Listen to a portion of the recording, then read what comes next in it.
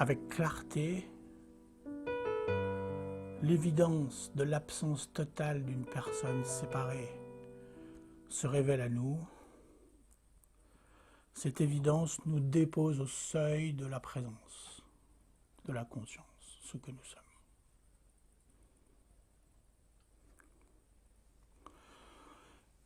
Et ainsi, cette évidence de notre nature véritable, de la présence ou de la conscience, se déploie. Elle recouvre naturellement, elle se déploie, elle s'étale, incluant tous les aspects de notre vie. Et lorsque notre vie devient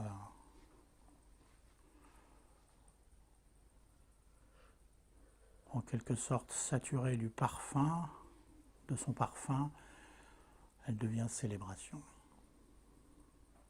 Et en quelque sorte, la célébration, c'est le but de la vie, c'est le bonheur. Ça sert à ça. Pas à se faire chier au bureau toute la semaine, en attendant le week-end ou les vacances. Donc, bien que nos rencontres soient sans étape ni pédagogie particulière, peut-être au départ on pointera plus ce fait, l'invitation à voir qu'il n'y a pas de moi. Et ensuite, plus particulièrement, l'invitation à être sciemment la présence.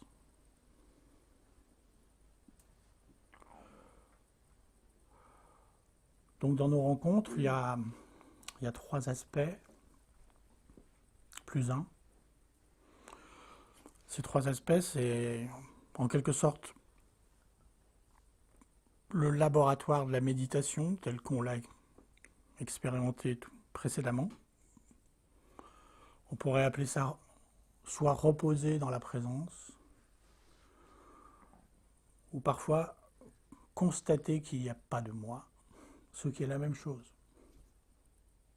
Sauf que reposer dans la présence sans constater qu'il n'y a pas de moi sera illusoire. Alors que constater clairement qu'il n'y a pas de moi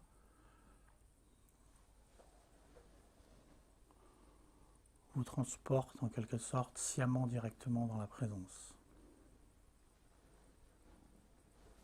Le deuxième aspect, ce sont les entretiens, les dialogues.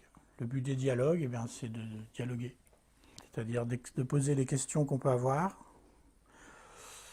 d'éclairer les doutes. Dans les dialogues, il y a un aspect plus rationnel, plus logique. Mais pas seulement. L'arrière-plan de nos dialogues est la présence. Autrement, on pourrait dire aussi l'arrière-plan de ces dialogues, c'est la méditation. Ou l'écoute profonde, au sein de laquelle peuvent surgir les questions qui souhaitent se poser. Le troisième ingrédient, qui est un peu particulier dans l'approche non duelle, c'est l'approche corporelle. L'approche corporelle à laquelle on s'intéressera le matin, c'est une façon... Alors, elle inclura 2 aspects. Un aspect investigation, car la croyance liée à la personne s'exprime à la fois dans la pensée moi, mais aussi dans le corps. Sauf que dans le corps, ça se transpose à travers le langage du corps qui est le sensoriel. Dans le mental, ça s'exprime à travers une pensée, c'est moi. Dans le corps, à travers une tension. Donc l'approche corporelle, elle peut parfois être l'investigation de ces tensions, non pas les tensions liées au jardinage qu'on a fait la veille, mais des tensions existentielles, dont la cause profonde est la protection de cette croyance d'être une personne. Et puis l'autre aspect de l'approche corporelle, c'est une façon de célébrer, d'inclure le corps dans cette approche, voir comment le corps lui-même se déploie au sein de la présence. Le quatrième aspect, c'est en quelque sorte la vie quotidienne, en quelque sorte. C'est-à-dire tout ce qui se passe en dehors de cette pièce. Rien n'est séparé. Rien n'est un hasard non plus, quoi.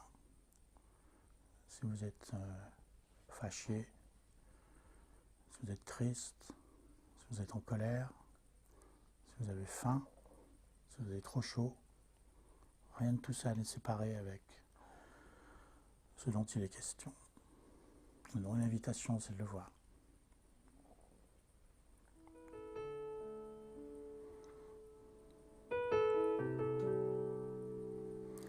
Voilà, donc si vous avez des questions.